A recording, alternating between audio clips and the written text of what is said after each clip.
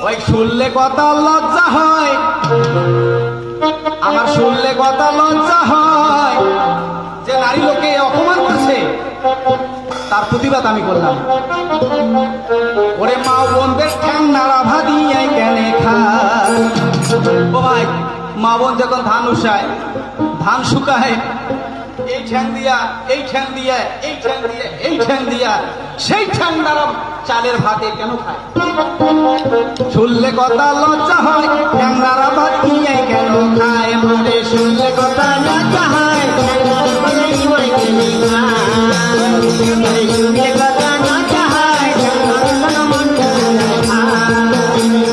পুরুষে কামাই করে, পুরুষে কামাই করে, নারীর কাছে জমা দেয়, ঠ্যাং নাড়া ভাত নিয়ে কেন খায়? শুনলে কথা লজ্জা হয়,